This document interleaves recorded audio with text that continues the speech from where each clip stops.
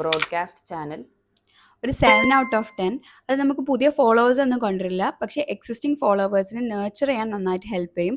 അതുപോലെ തന്നെ നിങ്ങൾക്ക് അഫിലിയേറ്റ് ലിങ്ക്സിന്, പിന്നെ അതുപോലെ നിങ്ങളുടെ കോണ്ടന്റിന് ഒരു ഇനീഷ്യൽ എൻഗേജ്മെന്റ് ക്രിയേറ്റ് ചെയ്യാനൊക്കെ ബ്രോഡ്കാസ്റ്റ് ചാനൽസ് നന്നായിട്ട് യൂസ് ചെയ്യാം. Consistency 10 out of 10.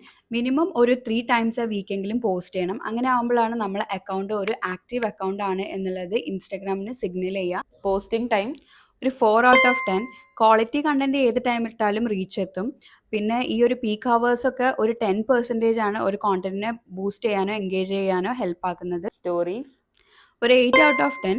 ഇതിലൂടെ നിങ്ങൾക്ക് ന്യൂ ഓഡിയൻസിനൊന്നും ബിൽഡ് ചെയ്യാൻ പറ്റില്ല, പക്ഷെ നിങ്ങൾക്ക് എക്സിസ്റ്റിംഗ് ആയിട്ടുള്ള ഓഡിയൻസിനായിട്ട് ഒരു നല്ല ഡീപ്പ് കണക്ഷൻസ് ബിൽഡ് ചെയ്യാനും അതിലൂടെ സെയിൽസ് കൊണ്ടുവരാനും നിങ്ങൾക്ക് നന്നായിട്ട് ഹെൽപ്പ് ആക്കും. Collab post 8 out of 10. നീഷിൽ സിമിലർ ആയിട്ടുള്ള ക്രിയേറ്റേഴ്സിനായിട്ട് കൊളാബ് ചെയ്യുന്നത് ഒരു ഫാസ്റ്റസ്റ്റ് ആൻഡ് ഈസിയസ്റ്റ് ഗ്രോത്ത് സ്ട്രാറ്റജിയാണ്.